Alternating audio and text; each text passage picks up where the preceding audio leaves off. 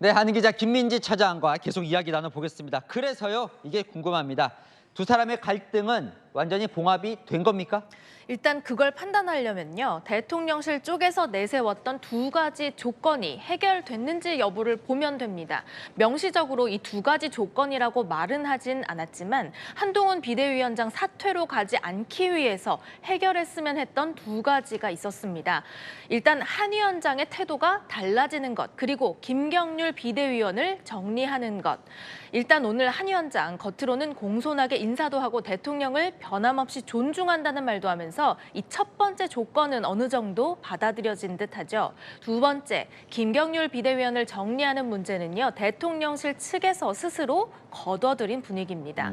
그러니까 대통령이 서운해했던 한동훈 위원장이 어떻게 이럴 수 있느냐, 이런 인간적인 배신감은 오늘 공손한 태도로 조금 해결이 됐고, 네. 그러면 나머지 김경률 비대위원 문제는 대통령 측에서 이제 접었다는 거예요. 맞습니다. 각자 하나씩 양보한 셈입니다.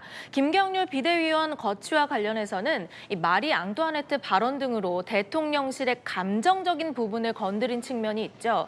한 위원장이 김 비대위원의 거취는 절대 양보할 수 없다고 버티는 상황에서 일단 대통령실이 포기하고 봉합한 것으로 보입니다. 한 위원장과 김 비대위원은 좀 각별한 사이로 알려져 있죠. 김 비대위원은 과거 조국 흑 저자로 한 위원장이 수사를 맡았던 조국 전 법무부 장관에 대해서 함께 날을 세워왔고요.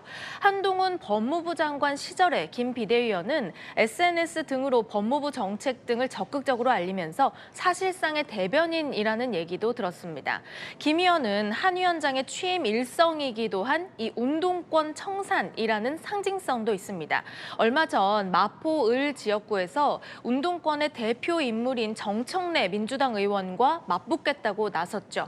당에서는 운동권 청산을 대표하는 인물 중 민경우 비대위원이 사퇴하면서 김경률 위원 하나 남았다. 이 한 위원장이 김경률 위원만큼은 포기하지 못할 것이라고 설명하더라고요. 자, 사퇴까지 가지는 않는 대신에 김경률 비대위원도 뭐 더 이상 확전은 좀 자제하는 것 같습니다. 네, 김경률 비대위원도 어제 정제되지 않은 발언이었다면서 사과했죠. 한동훈 위원장과의 교감 속에 더 이상 확전은 하지 않겠다는 뜻으로 보입니다.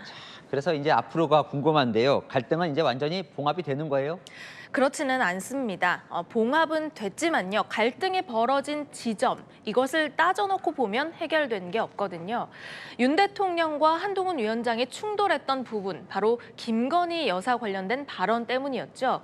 한 위원장은 명품백 수수 의혹과 관련해서 국민 눈높이에 따라서 대통령실이 조치를 취해야 한다는 생각이 확고한 것으로 전해지는데요. 대통령은 바로 그 부분에서 서운함이 큰 것으로 전해집니다. 한 위원장이 총선을 앞두고 이 부분을 또 다시 언급할 경우에 대통령과의 갈등은 재연될 수가 있습니다. 김경률 비대위원 부분도 문제도 아직 뭐 계속 김경률 위원이 뭐 잠잠하다고 볼 수는 없겠죠. 맞습니다. 그게 바로 두 번째입니다. 김경률 비대위원을 한 위원장이 싸고 돈다는 게 대통령이 섭섭해한 대목 중 하나였죠. 눈에 넣어도 안 아픈 내 후배가 김경률 비대위원과 함께 자신을 공격한다는 일종의 배신감이 반영된 건데요. 이 부분 역시 다시 갈등의 도화선이 됐습니다. 세 번째가 가장 중요한데요. 20년 동안 쌓인 두 사람의 신뢰가 깨졌다는 게 가장 큰 대목입니다. 한 번 흔들린 두 사람 사이의 신뢰가 다시 회복될 수 있느냐도 변수입니다. 당분간 아슬아슬한 줄타기가 이어질 것으로 보입니다. 네, 잘 들었습니다. 한은 기자 김민지 차장이었습니다.